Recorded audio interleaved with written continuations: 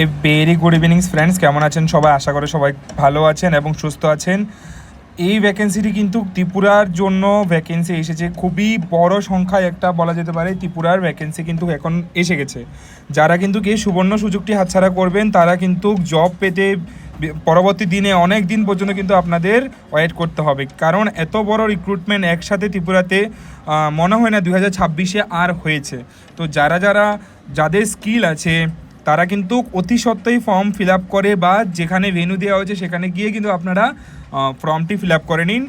এবার কিন্তু আমি ভিডিওর ডেসক্রিপশানে লিঙ্কও দিয়ে দেবো, কোন কোন পোস্টে কতটা ভ্যাকেন্সি আছে সেটাও আমি দিয়ে দেবো ভিডিওর মধ্যে। কিন্তু এখানে ফার্স্ট আমি বেশি কথা না বলে দিচ্ছি এটা কোন জব ত্রিপুরার মধ্যে দেওয়া হচ্ছে এবং কেন দেওয়া হচ্ছে এবং কবে নোটিফিকেশান এসেছে, কবে ডেট ফর্ম ফিল আপ করতে হবে সেটাও। ফার্স্ট হলো, এটা হলো ডাইরেক্টর অফ স্কিল ডেভেলপমেন্ট থেকে কিন্তু করানো হচ্ছে এই জব ফেয়ারটি, যেটা গভর্নমেন্ট অফ ত্রিপুরা অর্গানাইজ করছে। কিন্তু এখানে দেওয়া হয়েছে 12 জুন, মানে জুনের 12 তারিখ, মানে পরশু দিন কিন্তু এখানে কিন্তু আপনারা 11টার সময় ইন্দ্রনগর গিয়ে কিন্তু আপনাদের সিবি ড্রপ করতে হবে, যেখানে আপনাদের সিবির মধ্যে আপনাদের যে স্কিলটি আছে সেই স্কিলটি স্পেসিফিকলি আপনারা বানিয়ে কিন্তু ওখানে দিতে হবে এবং এডুকেশন সার্টিফিকেট আপনাদের যেটা থাকবে এডুকেশনাল কোয়ালিফিকেশান সিবির সাথে অ্যাটাচ করে দেবেন।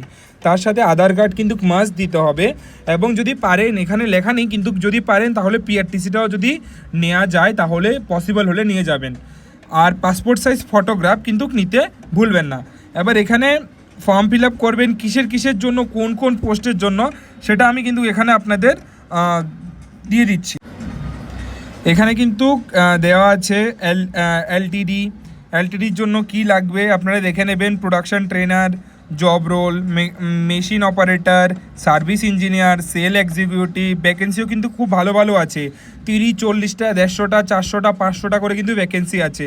কিন্তু এই সুবর্ণ সুযোগটি যদি আপনারা মিস করে দেন তাহলে কিন্তু খুবই বড় একটা হাতছাড়া কিন্তু আপনাদের হয়ে যাবে।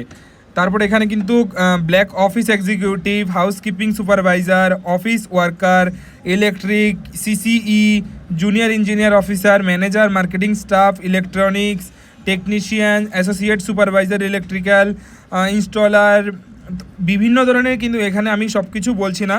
তারপর যারা কিন্তু কেয়ারটেকার জিএনএম নার্সিং করেছে, জিএনএম নার্সিং করে কিন্তু যারা কেয়ারটেকার হতে চায়, যারা হেলথ কেয়ারের মধ্যে কিন্তু কেয়ারটেকারের কাজ করতে চায়, জিডিএর কাজ করতে চায়, তাদেরও ভ্যাকেন্সি কিন্তু এখানে আছে। কিন্তু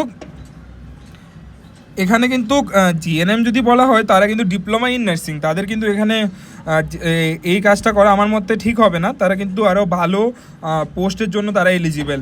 তারপর এখানে বাকি যে ট্রেনারগুলো দেওয়া হয়েছে কী কী এলিজিবিলেশন ক্রাইটেরিয়া, ফ্রেশার্স নিচ্ছে না এক্সপিরিয়েন্স নিচ্ছে, এখানে কিন্তু কারোর এক্সপিরিয়েন্স চাওয়া হয়নি। যারা ফ্রেশার্স সবাই কিন্তু এখানে অ্যাপ্লিকেশন করতে পারবে। আপনারা সবাই কিন্তু দেখে নিন গভর্নমেন্টের এটা থেকে ফর্ম ফিল আপ করে আপনারা আপনাদের স্বপ্নের জবটি নিয়ে নিন। আর যদি বিস্তারিত কিছু জানতে হয় প্লিজ আমার কমেন্ট সেকশনে বলে দেবেন, আমি পরবর্তী ভিডিও এই রিলেটেড বানাবো। কালকে পরশুদিন কিন্তু আপনাদের ফর্ম ফিল আপ, তো মাস্ট আপনারা আজকের মধ্যে কিন্তু কিছু কোশ্চেন থাকলে করবেন এবং যারা আপনার ভাই বন্ধু ফ্রেন্ডস আছে সবাইকে শেয়ার করে দেবেন ভিডিওটি। Thank you.